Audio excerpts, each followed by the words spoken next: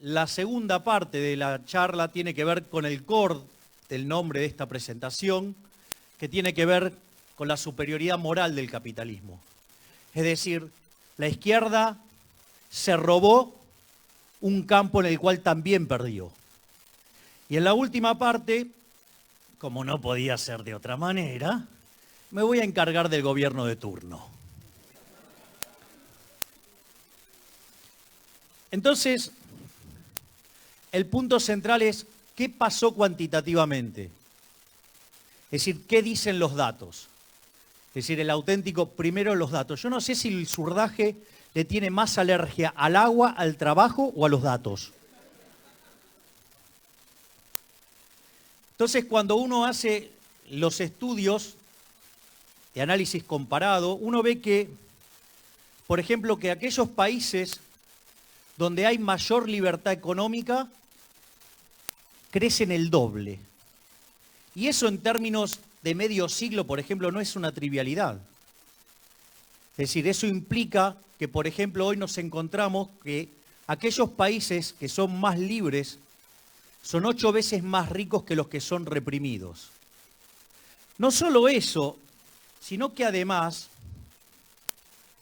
el decil más bajo de la distribución, es decir, el decil 10, en el lugar donde hay libertad, está 11 veces mejor que lo que se está en el mismo decil del país reprimido.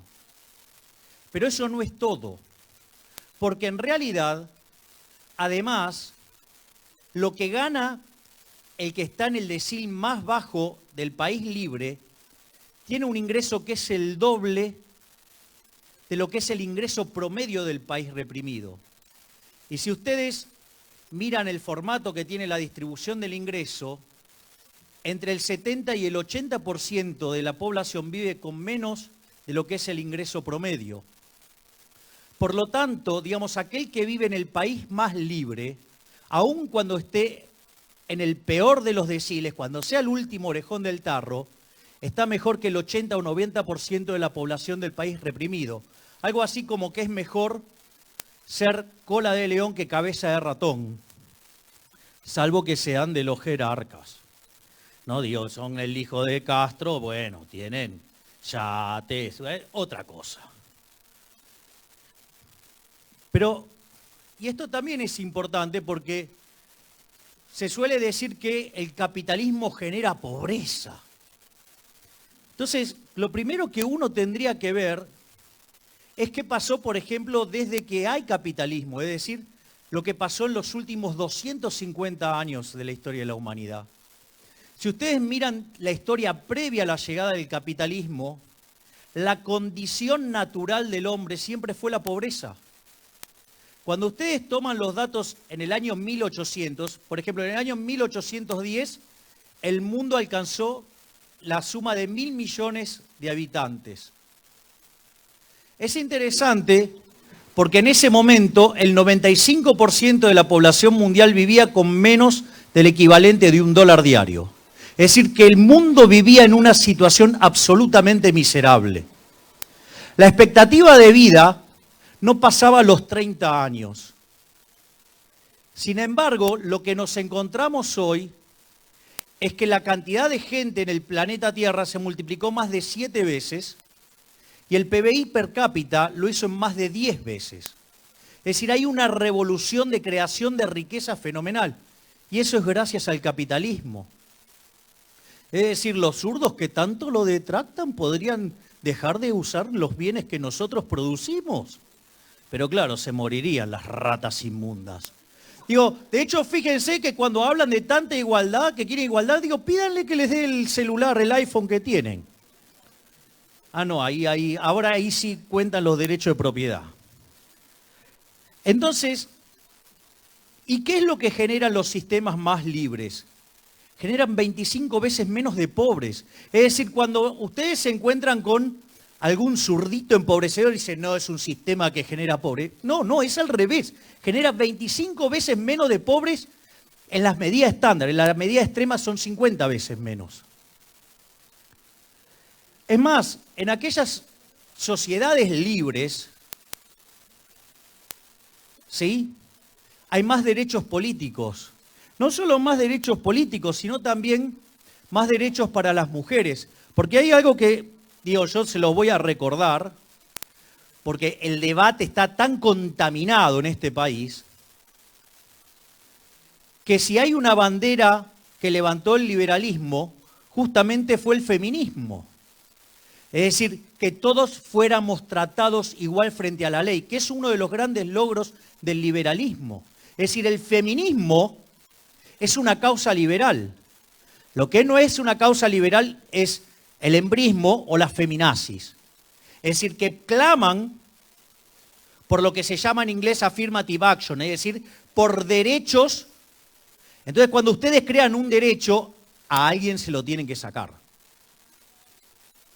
Es decir, entonces, básicamente, hay que saber diferenciar. Entonces, digamos, nosotros tenemos todos estos números. Entonces uno podría decir, bueno, pero en realidad la gente difiere de países a otro. Entonces, como tenemos el problema de que, no sé, acá en Argentina, digamos, somos herederos de italianos, lo digo como soy heredero de italiano, o sea, lo puedo decir, somos vagos, esto, el otro. Entonces, digo, no funciona. No. Error. Cuando uno le dice, no, pero el modelo que vos proponés es utópico. Este modelo se aplicó en Argentina a partir de 1860, que es el modelo de Alberdi, y en 35 años nos convertimos en el país más rico de la Tierra. Es decir, para 1895 Argentina era el país más rico del mundo. Situación que después Argentina fue manteniendo a lo largo del inicio del siglo XX, básicamente que cayó, digamos, al quinto lugar, si ustedes quieren. Básicamente, ¿por qué? Porque el mundo entró en guerra y Argentina era un país muy abierto. Sin embargo, los problemas de Argentina empiezan en 1928 con el paulatino avance del socialismo. Por ejemplo, la ley de alquileres, el impuesto a la renta, que era transitorio, todavía sigue.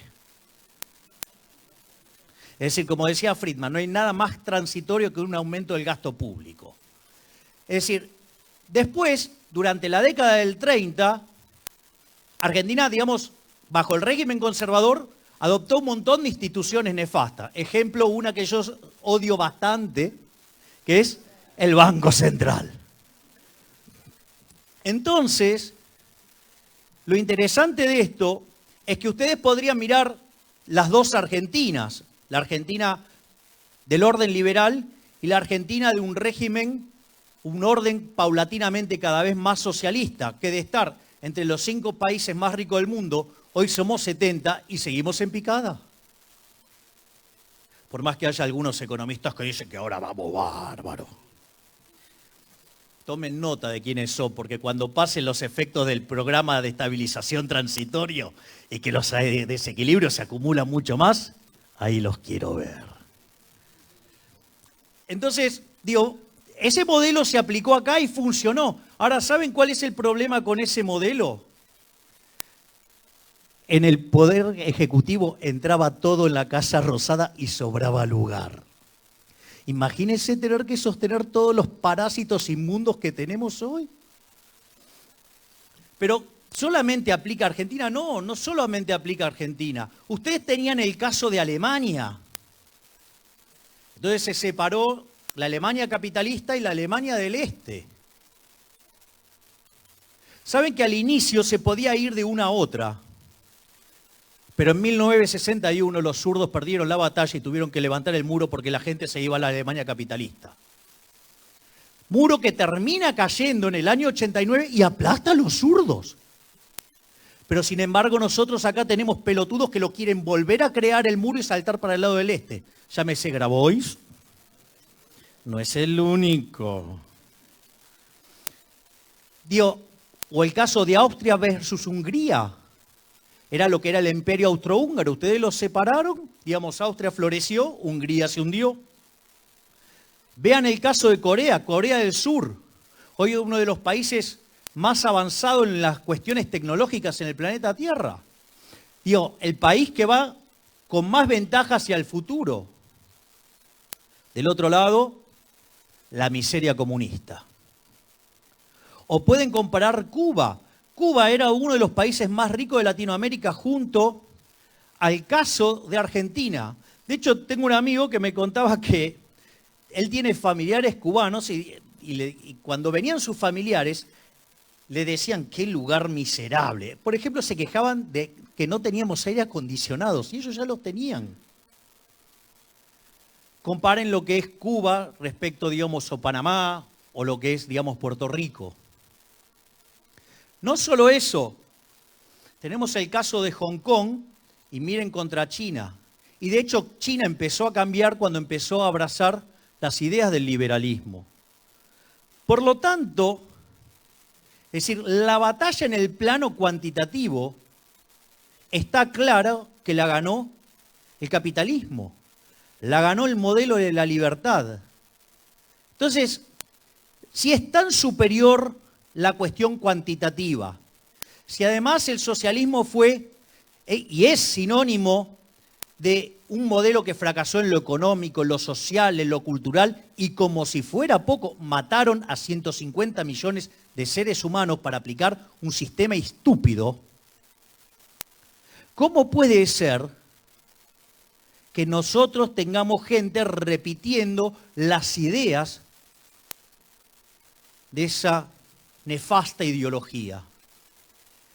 Entonces, esto nos mete en la segunda parte de la presentación y es con lo que tiene que ver con el debate moral. Es decir, los socialistas ganaron el debate cultural. La batalla cultural fue ganada por el socialismo, porque pese a la mierda que es, la gente recita ideas socialistas. Hay cosas que creen que están bien. Por ejemplo, la justicia social, lo cual es una aberración, lo cual, digamos, lo voy a estar explicando más adelante. Y esto a mí no me parece un tema menor, porque si ustedes se fijan, cuando hacemos el raconto de los resultados cuantitativos, lo que ustedes pueden notar es que asociado a esos resultados hay un orden institucional. Es decir, y las instituciones no nacen de un árbol, no caen del cielo porque sí. En realidad el entramado institucional es un resultado de los valores morales de la población, que eso después se traduce en determinadas instituciones.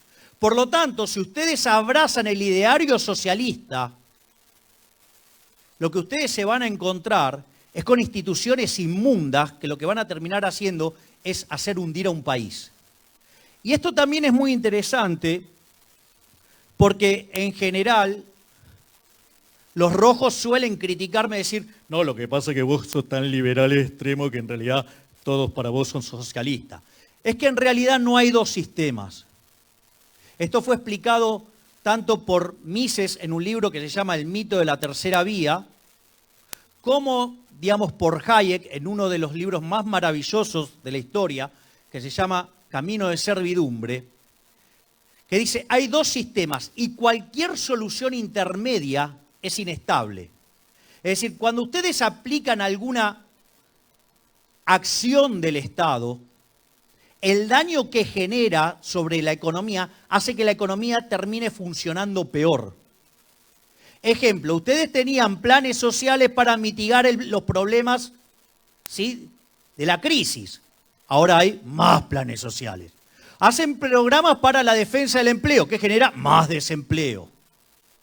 Es decir, ¿por qué? Porque la acción del Estado, la mano visible del Estado, diría Koynor, porque la señora le decía poderoso el chiquitín, digo.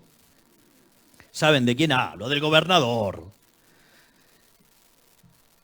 Interesante el gobernador, porque cuando mira las ganancias de las empresas sufre de ilusión nominal, pero cuando tiene que hablar de la guita de los políticos, ahí dice que ajusta por inflación, que no hay ajuste. Como si a todos nos hubiera subido. A ver, muchachos, cayó el salario real. Si cayó el salario real, no estás ajustando. Vamos. Entonces, básicamente, lo que uno tiene que comprender es, entonces, cómo el entramado, digamos, moral termina afectando a las instituciones. Porque de vuelta, termino la idea respecto a Camino de Servidumbre. Lo que explicaba Hayek, que lo hace para el caso de la Alemania nazi, es, ustedes por algún motivo aparece alguien que no le gusta el resultado, decide intervenir y eso genera daños directos e indirectos que hace que el sistema económico funcione más y genera más demanda de intervención. Y les voy a contar una pésima noticia. Cuando el tamaño del Estado está en torno al 50%, es muy difícil revertir la cuestión. Nosotros tuvimos la oportunidad de hacerlo, pero el señor Macri puso otro socialista como jefe de gabinete, Marquitos Piña. Gracias por el daño que nos has hecho. Por lo tanto, si uno quiere saber dónde está el debate, ustedes se tienen que meter inexorablemente en el corazón de las dos ideologías para entender de dónde sale cada cosa. Es decir, la única forma de revertir esta decadencia es que logremos modificar y que el argentino tenga conciencia de los valores que impulsa el socialismo y que eso, como son unos valores de mierda, derivan en instituciones inmundas y nos hacen más pobres. Por lo tanto, voy a hacer un repaso de algunos autores socialistas que hicieron sus aportes. Qué loco llamar aportes a tanto daño, ¿no? Pero para que ustedes identifiquen, para que vean que esto no suena de hace poco, suena de hace mucho. Y ese debate los socialistas lo perdieron. Y sin embargo florecen.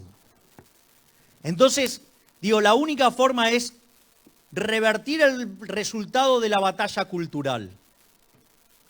Entonces, por ejemplo, el primer autor que me gustaría citar es, por ejemplo, Sismondi, que él hablaba que el mercado implica concentración donde hay muchos pobres y unos pocos ricos. ¿Le suena la música? ¿Le suena? Hay muchos pobres. ¿Cuál es la contracara de esto? Cuando dicen, ¿cuánto concentra el que más tiene respecto del que menos tiene? Toda una serie de, de planteos de esas características. Ya, ahora después vamos a ir desenmascarando estas mentiras. El otro problema que hablan es el problema de la sobreproducción. Es decir, por lo tanto, entonces el mundo debería estar en una gran depresión permanente si fuera por eso. Sin embargo, nada de eso se ve. De hecho, en los últimos 200 años el PBI per cápita, en un mundo que multiplicó su población por más de 7 veces, el PBI per cápita creció más de 10 veces. Por lo tanto, muchachos, primero los datos. Entiendo que Sismondi diga esta pelotudez, pero no la repitan con tanto resultado. Es como que yo los quiera convencer que la Libertadores del año anterior la ganó Boca. Vamos. Y después, ¿cuál es la propuesta de Sismondi? Regular el progreso tecnológico. Es decir, un tipo que atenta contra la evolución. Es decir, una suerte de ludita. Ustedes conocen, no sé si conocen el caso de Lud, que es alguien que se queda sin laburo frente a la aparición de la máquina de vapor y el telar mecánico. Entonces, ¿qué hace, nene? Entonces, ¿qué hace? Lo rompe. Imagínense si se les da por romper todos sus bienes tecnológicos, si van a estar mejor o van a estar peor. Es decir, fíjense que además, acá en esta estupidez, ¿vieron? Los luditas, ¿qué es lo que dicen? Que el progreso tecnológico genera desempleo. Si yo hace 200 y pico de años tenía 1.000 millones de seres humanos y la tasa natural de desempleo, en los niveles normales, quiere decir que si en el medio se me multiplicó por 7 la población, o por 8, quiere decir que si esto fuera cierto, no se crearon nuevos puestos de trabajo, entonces la tasa de desempleo en el mundo debería ser del 87,5%. ¿Se dan cuenta que es una estupidez? No resisten lo más mínimo. Es decir, no soportan, por eso no sé de vuelta si le tienen más bronca al agua, ¿sí? O a los datos o al trabajo. Después, el otro, digamos, pensador socialista es Proudhon, donde él considera que la propiedad es una estafa de los ricos a los pobres. Y en ese concepto, digamos, dice que eso genera un menoscabamiento de los derechos. Entonces no se puede ser libre, no hay igualdad y tampoco hay seguridad. ¿Suena? Ustedes no pueden ser libres porque no pueden elegir. Digo, como si ustedes cuando fueran a trabajar le pusieran una pistola en la cabeza.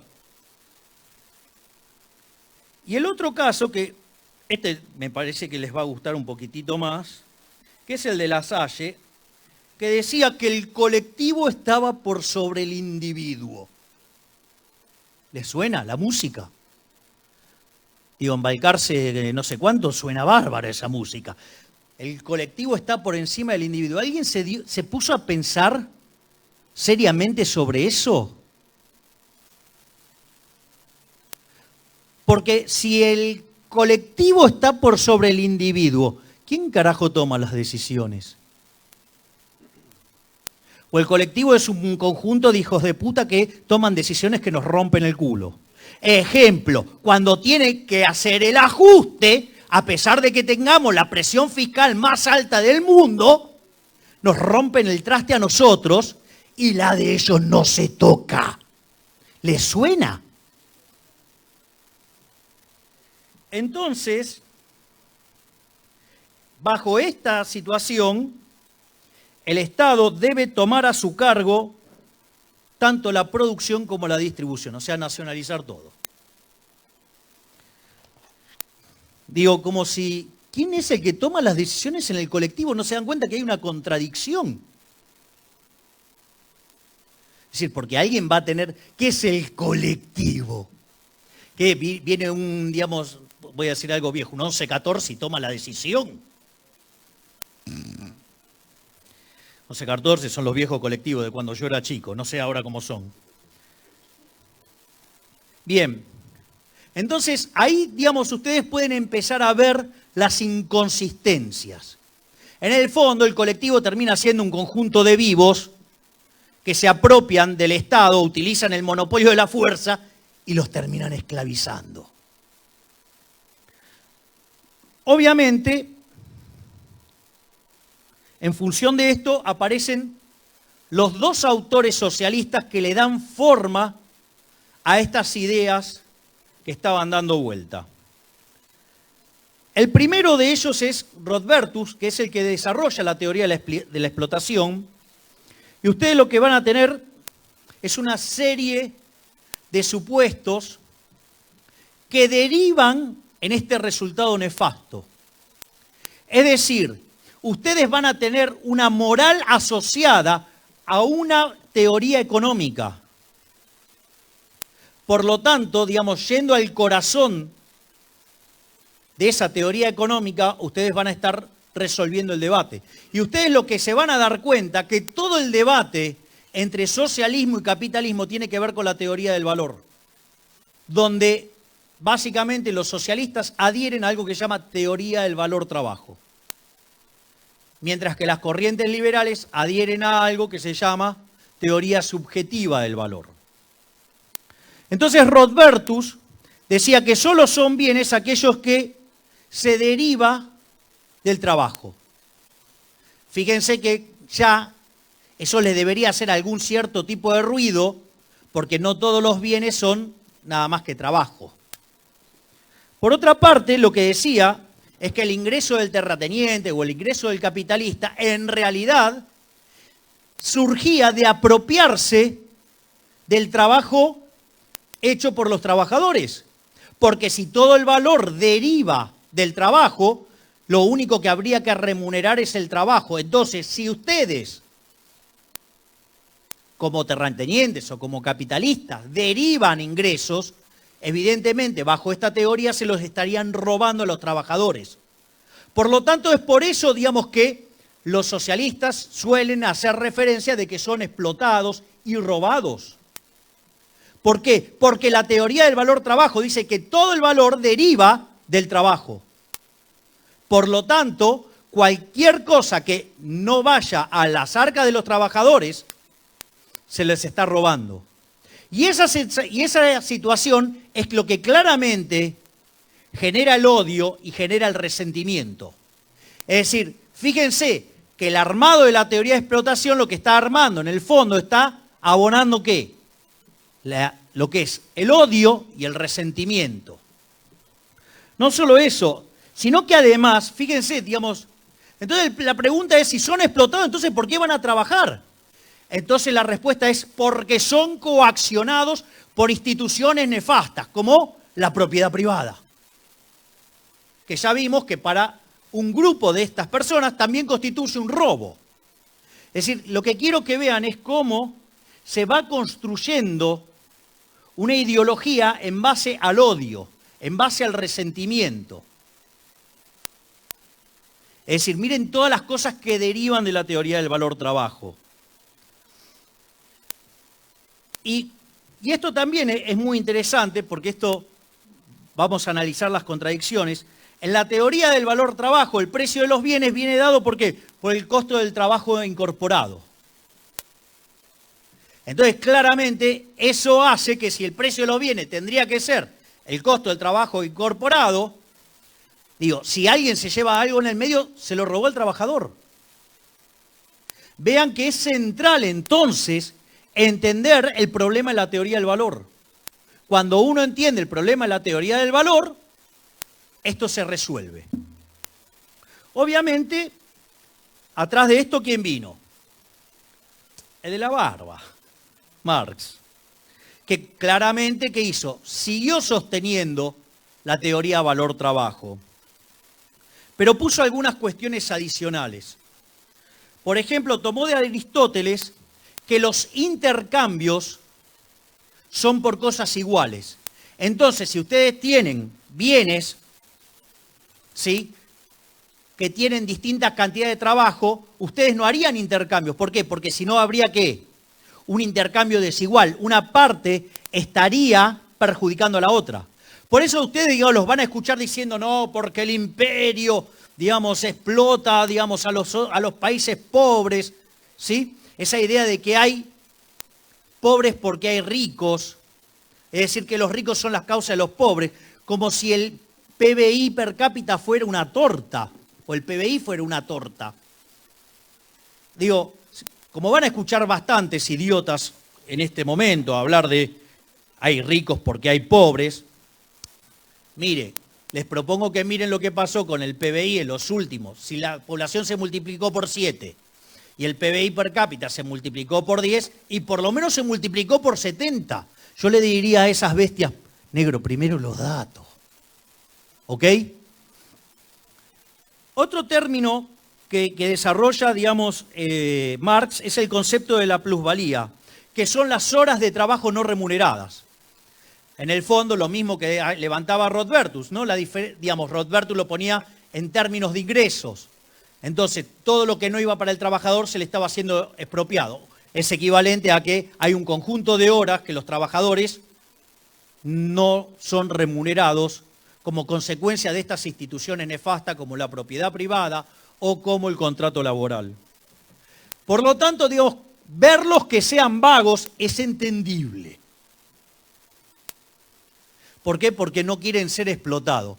Qué interesante, ¿no? Porque además, junto con esto, Marx levanta lo que se llama la idea del polilogismo, es decir, hay una lógica según a la clase a la que ustedes pertenecen. Entonces, ¿qué pasa? Cuando alguien rebatía algo, decía, no, claro, el problema es que vos sos un burgués, vos sos un capitalista, vos sos esto. O sea, no es que la idea era una porquería. Es como, digamos, el idiota este que tenemos de ministro de Educación, ¿no? Que no sabe hacer una cuenta, ¿sí? Y cuando se lo señalan, en lugar de decir, che, mirá, me equivoqué, la vida, no sé, le pifié al tipeo. No sé, cualquier gansada. No, ¿con qué salió? Con la grieta. ¿Se dan cuenta? Sí, ustedes se ríen, pero a ese pelotudo nosotros le pagamos el sueldo. Ese es de los que no se bajaron el sueldo. No. Obvio que se... Miren qué interesante el caso de Chile, ¿no? El caso de Chile, digamos, para decir boludeces dijeron un montón. Ahora, digo, cuando los dirigentes chilenos se bajaron a la mitad, el 50%, ¿no? Se bajó el 50% el sueldo, ahí se dejó de hablar del tema de Chile. Recuerden esto, acá la única, digamos, vaca sagrada es el culo de los políticos. Después, para todos los demás, si tienen suerte, vaselina, y si no, pura sangre.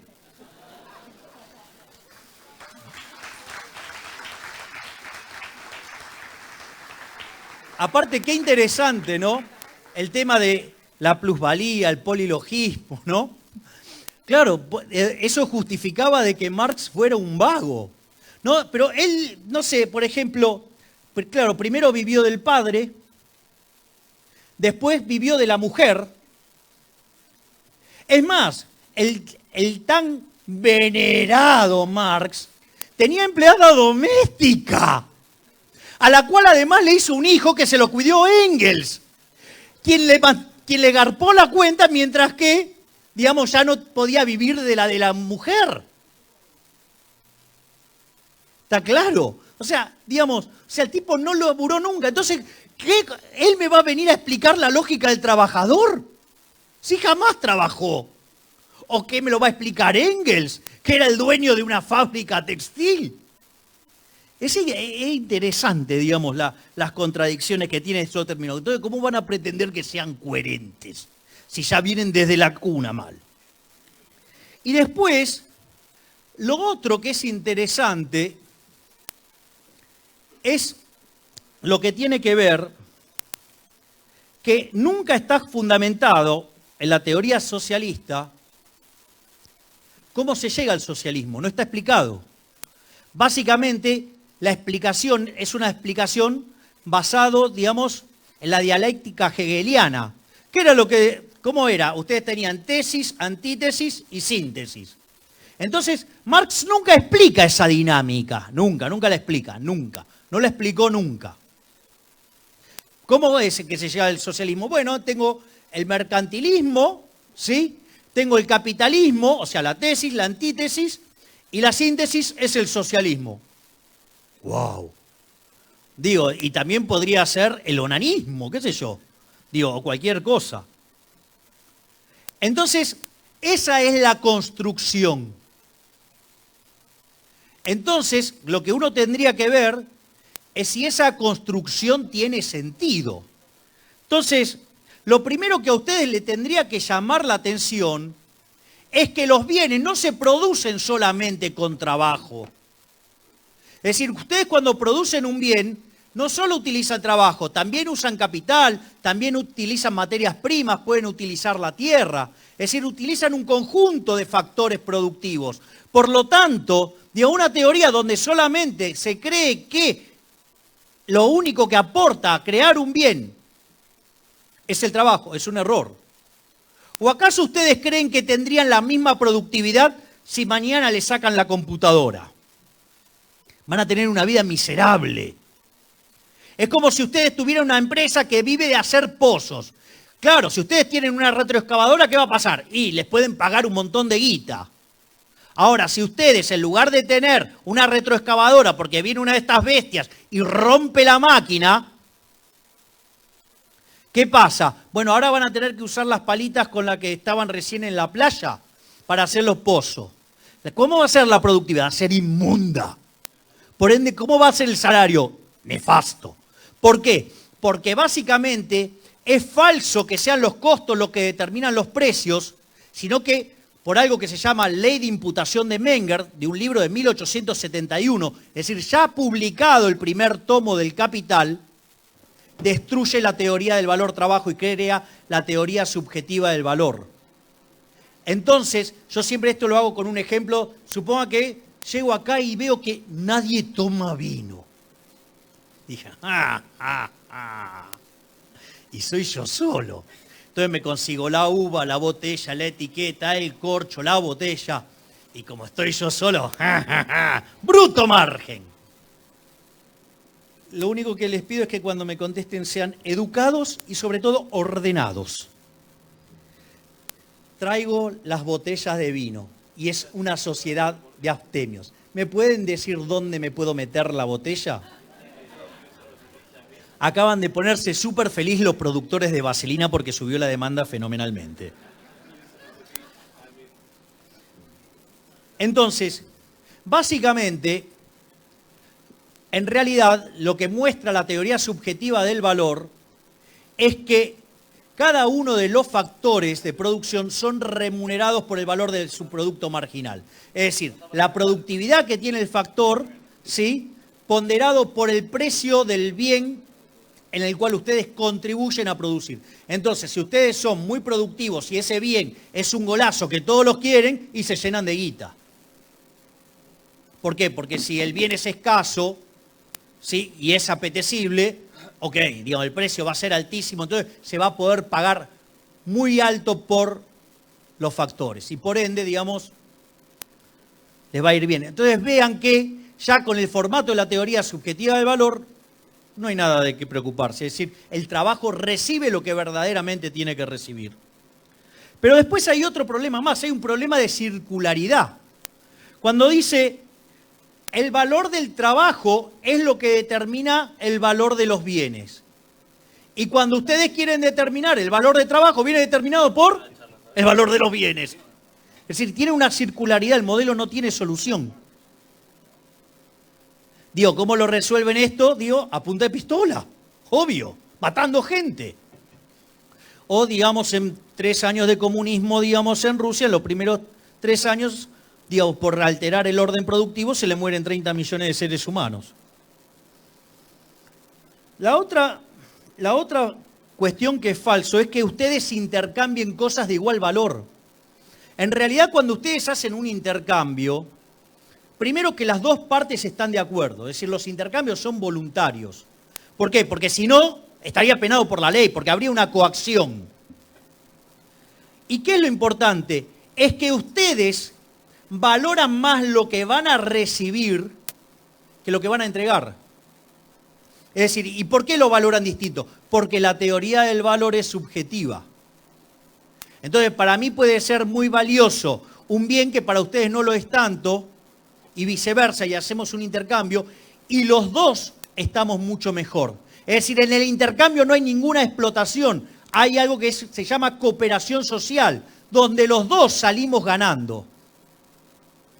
Aparte, fíjense que si ustedes intercambiaran solamente bienes que tienen la misma cantidad de trabajo, estarían en el horno. Casi no podrían intercambiar nada. Es decir, tendrían que vivir aislados del mundo. O los tendrían que estar reventando a azotes todo el tiempo. Entonces, básicamente, eso también queda rebatido en la teoría, digamos, de la explotación. Después, esto que ya hablamos, ¿no?, de que los precios no son determinados por los costos, sino que son los precios los que determinan los costos. Mire, le voy a hacer un ejercicio. Sinceramente, yo no voy a usar eufemismo. Tengo las pelotas por el piso cuando aparecen esos idiotas en televisión y dicen, no, porque en realidad el problema de la inflación tiene que ver con la cadena de valor. ¿Y cuántas veces escucharon hablar de la guita que recibe el tambero y de lo que está la leche en la góndola? Bueno, digo, o sea, es una burrada, porque implica creer que los precios vienen determinados por los costos. Igual, como la gente se está dando cuenta, los distintos gobiernos, ni este, ni el anterior, van a hablar mucho de esto. ¿Por qué? Porque cuando ustedes miren los costos, el principal costo que van a encontrar, ¿cuál es? 50% son impuestos, es decir, los políticos chorros. Pero fíjense que si yo pudiera determinar los precios por los costos, en ese mundo no habría quiebras. ¿Por qué? Porque los precios están determinados por los costos. Entonces ustedes cargan todos los costos y los salames de los consumidores lo tienen que pagar y se terminó. De vuelta, entonces no hay quiebras. Y si ustedes se fijan, Qué interesante ver un gobierno de zurditos hablando de todas las empresas que quebraron en los últimos años. ¿No? Dio una contradicción en sus términos, porque si los precios vienen determinados por los costos, ni que hablar cuando hablan de inflación. ¿Nunca escucharon hablar? No, porque el problema de la inflación son los grupos concentrados. Digo, en la década del 90 los grupos concentrados eran lo mismo que ahora, y no había inflación. ¿Por qué pasa eso? Porque en realidad, supongan que yo les tomo el argumento del grupo concentrado, en rigor, de última determinaría el nivel de precios, no la tasa de variación de precios, que es la inflación. Con lo cual, si ustedes se fijan, estamos tan atrasados en el debate que, digamos, ni siquiera sabemos definir las cosas.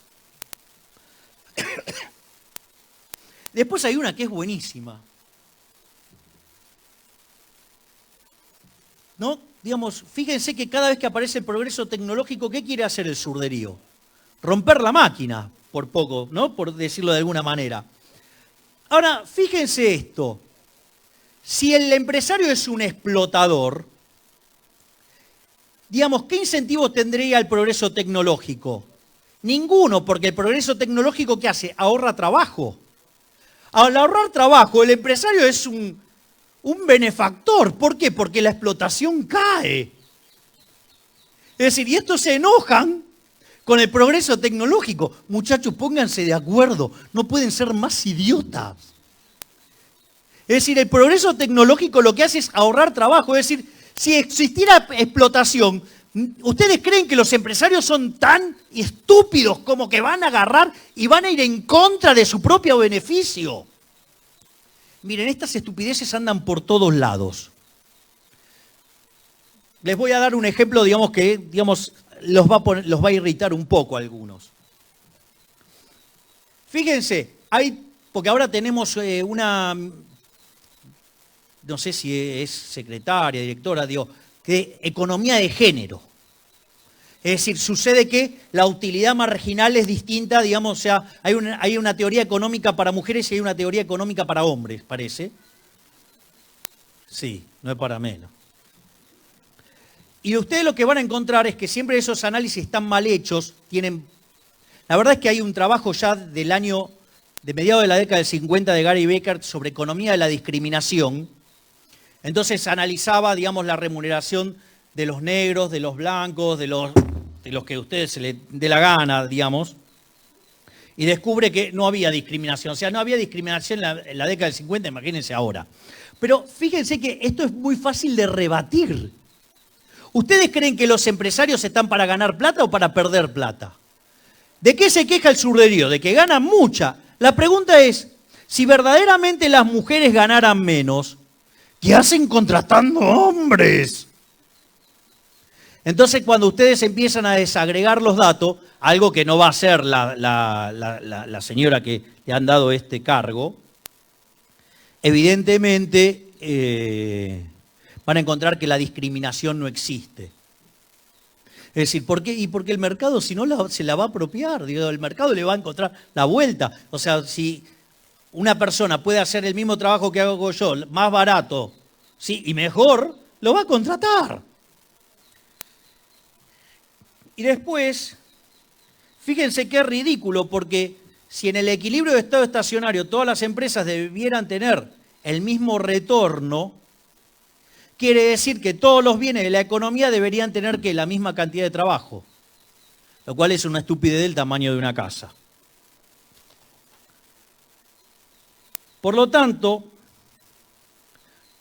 ya hemos demostrado que esa teoría, que es una fuente basada en la envidia, el odio, el resentimiento, está mal.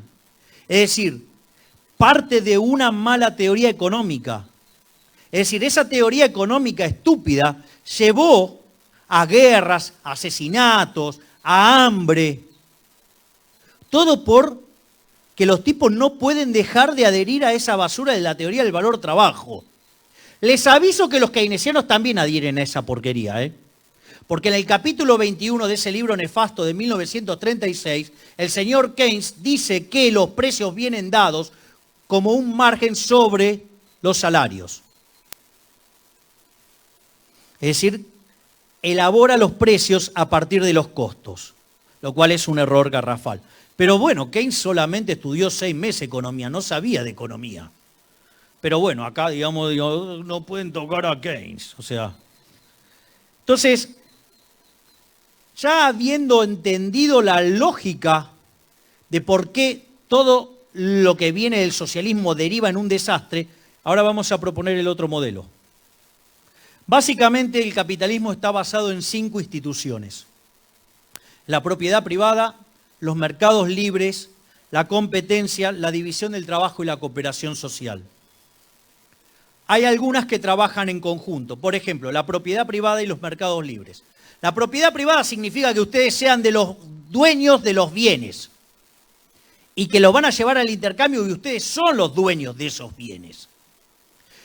Mientras que los mercados libres significa que no haya intervención del Estado. Entonces, ¿cómo trabajan estas dos instituciones? Esto es muy importante porque tiene que ver con el funcionamiento del sistema capitalista y explica también por qué siempre el socialismo termina en un desastre. Cuando ustedes van a... Mire, una de las cosas más maravillosas que creó la humanidad y no la hizo nadie desde una poltrona es el sistema de precios. El sistema de precios es: yo me encuentro con otra persona, voluntariamente le entrego un bien y a cambio esa persona me entrega algo que oficia como dinero, que no necesariamente tiene que ser esos papeles inmundos que imprime la Casa de la Moneda. Entonces, en ese contexto, eso genera un registro histórico que se llama precio. Y ese precio constituye una señal. Bajo esa señal los agentes se coordinan. Algunos van a querer comprar y otros van a querer vender. Es decir, algunos se ofician de oferentes y otros como demandantes. Y cuando las cantidades demandadas exceden a las cantidades ofrecidas, el precio sube, o en el caso contrario, el precio baja. Es decir, que el mecanismo de precios es un mecanismo de transmisión de información donde los agentes se coordinan frente a esa señal y frente a la existencia de divergencia se produce un ajuste. Es decir, todos los agentes se coordinan para utilizar todo el conocimiento que está disperso en la sociedad para contribuir al funcionamiento del sistema económico. Entonces ahora ustedes pueden ver cuál es el rol de la propiedad privada. Es decir, todo ese mecanismo donde yo empiezo generando un precio y que se vuelve una señal, que después se transmite, que genera coordinación y que genera ajustes, todo eso es posible. ¿Por qué? Porque yo hice una transacción original. Y en esa transacción original yo la pude hacer, ¿por qué? Porque cuando yo entregué ese bien a cambio de dinero, yo era el dueño. Es decir, yo, digamos, o sea, puedo agarrar, no sé, digamos, la ropa de alguno de ustedes y venderla. ¿Y cuál va a ser el precio? Cualquier cosa. Si total no es mío. Entonces, fíjense que cuando ustedes no tienen propiedad privada, no pueden hacer cálculo económico. Y al no hacer cálculo económico, los precios no funcionan. Una de las cosas que tenían que...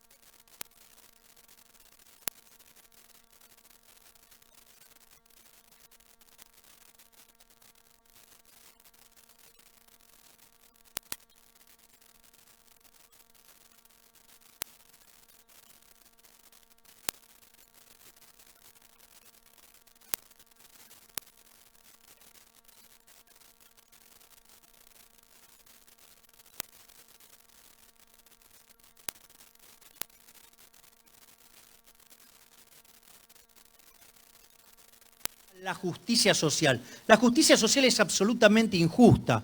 Lo primero que ustedes tendrían que saber es quién dice que es injusta la distribución. Entonces hay indicadores, está el Rawlsiano, que es tomar el decil más alto contra el decil más bajo, digo el Gini, el Atkinson. A los políticos les gusta mucho usar el Rawlsiano, tomar el decil 10 contra el 1, o el 1 contra el 10. Ahora, fíjense esta situación. Eso en sí no dice nada. Que aparte sería interesante que hagan lo que gana el político contra el decil más bajo. Ahí se van a dar cuenta quiénes son los que mejor les va acá. Digamos, dónde está el negocio. Pero fíjense esto. Ustedes tienen una situación, por ejemplo, donde hay una persona que se rompe el lomo laburando y gana 99. Y hay otro que gana 1, ¿sí? Entonces viene alguien y dice, no, mirá qué relación injusta, es 99-1. Y se le ocurre, ¿sí?, decir que hay que sacarle 49 al primero para darle al otro. Entonces quedan los dos en 50. Eso es una aberración, porque yo no sé nada de lo que pasó atrás de esa economía. Porque tengo uno que quizás, Dios, está rompiendo el lomo laburando y el otro gana 1 porque en realidad le quitan la cantidad de sangre que tiene en uña de tanto rascarse.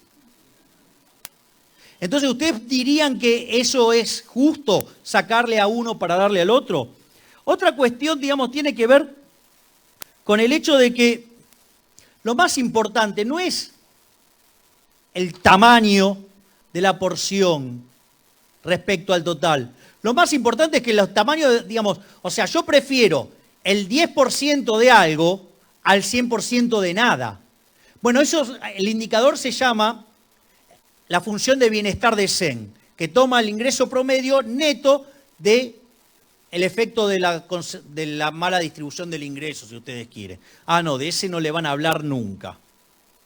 Otra cosa más, que también es importante, es que estos intercambios son intercambios que son voluntarios. Entonces, por ejemplo, supongan en el caso de, ustedes van a España, aparece un peticito así que la rompe toda. Se llama Messi. Ahora todos descubren que si lo tienen a Messi les va a ir muy bien. Todos quieren tenerlo a Messi en el equipo. Entonces, ¿qué hace Messi? Va a pedir más plata. Obvio. Entonces va a pedir que le den toda la recaudación del mes que tenga el equipo, o sea, 2 estadios. Con lo cual, digamos, van a tener, aquel equipo que lo contrate a Messi va a tener que cobrar el doble las entradas. Los únicos que están dispuestos a pagar por estas entradas el doble son ¿quiénes? Los catalanes. Entonces empieza el campeonato, el Barcelona los destruye a todos, y una vez de que los destruye a todos, aparece la distribución del ingreso. Entonces Messi lleno de guita, después vienen los jugadores del Barcelona y los dirigentes del Barcelona, después vienen todos los españoles menos los catalanes, y por último vienen los catalanes. Pues va a agarrar uno y va a decir, mirá la diferencia que hay entre Messi y, digamos, los catalanes. Más debe haber un problema grave en Cataluña que se genera tanta desigualdad. Es decir, ¿acaso todos acá no consiguieron lo que querían? Es decir, es maravilloso. Si los hinchas del Barcelona se pasearon por toda España en planes menores, en especial por Madrid, ¿sí? Digamos, disfrutando el campeonato. Claro, pero eso no entra en las estadísticas. Entonces, ¿qué tuvo de malo eso? Nada, si básicamente cada uno consiguió lo que quería. Ahora vamos a otro caso más igualitario. Supongamos que tomo un colectivo y voy con mi amiga Cristina. Cristina Elizabeth. Muy bien. Parece un neumático en la cabeza, el palo en la cabeza del señor. A ella no le importa si el hombre, digamos, acababa de endeudarse hasta la maceta para pagar la operación del hijo, para que no se quede ciego. Entonces le dice, con el palo en la cabeza, o me lo das todo o te rompo la cabeza. El hombre dice, con la cabeza rota no puedo salvar la vista de mi hijo, bueno, se la doy, que haga lo que quiera y vuelvo a intentar. Entonces, suponiendo que Cristina no se compra zapatos, esos que tienen la suela roja pero que los hace pintar de negro para que nadie se entere, o en carteras caras, o en hoteles, bueno, nada de eso. Va y la reparte igualitariamente entre todos. Ahora todos en el colectivo tenemos lo mismo. ¿Alguien podría decir que esa sociedad es más justa? No lo es, porque es profundamente violento. Es decir, lo que ustedes tienen que entender, que la redistribución del ingreso, la farsa esa de la justicia social, es absolutamente violenta. ¿Por qué? Porque primero implica tratar desigualmente frente a la ley y a la gente. ¿Hay alguien que esté a favor del robo? Digo, se lo sacaron vía impuesto al que se lo sacaron. El impuesto es o me la das o te rompo la cabeza, digamos, de un garrotazo.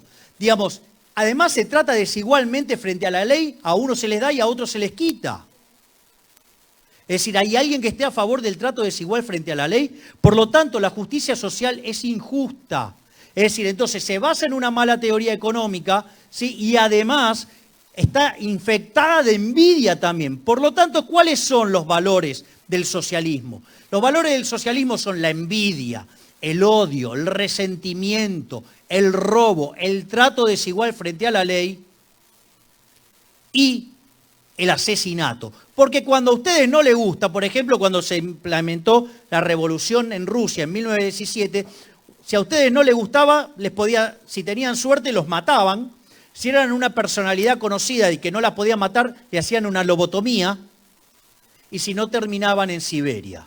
Esas son las maravillas de los valores del socialismo, que obviamente derivan en instituciones inmundas, en instituciones saqueadoras y que derivan ¿en qué? En pobreza. Mientras que del lado del capitalismo, ¿qué tenemos? Tenemos la propiedad privada, los mercados libres, la competencia dada por la libre entrada y salida, ¿sí? La cooperación social, la división del trabajo, el ahorro, la fuerza de voluntad, el respeto irrestricto del proyecto de vida del prójimo, donde ustedes solamente van a poder ser exitosos en el capitalismo, ¿sí? Sirviendo al prójimo con bienes de mejor calidad a un mejor precio. Por lo tanto, lejos de ser un tirano, ustedes son un benefactor social. Por lo tanto, señores, aquí tienen los conjuntos de valores. La mierda que representan los valores del socialismo, que por eso conducen a la pobreza, a la miseria, al asesinato, a la hambruna, y los valores del capitalismo que conducen al bienestar. Eso es todo y ¡viva la libertad, carajo!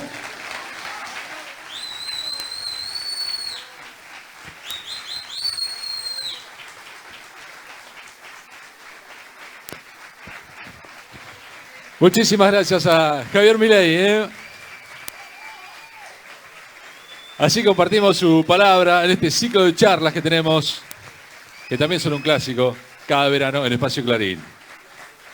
Gracias a Javier, gracias a todos. Ha venido muchísima gente, muchísima gente, así que les agradecemos. ¿Hacemos una foto? Hacemos una foto. Les agradecemos a todos por haber venido y los invitamos porque hay mucho más para seguir compartiendo. Hay más en este ciclo de charlas, van a venir muchas más personalidades a este escenario para seguir debatiendo sobre distintos temas. Gracias, fuerte aplauso.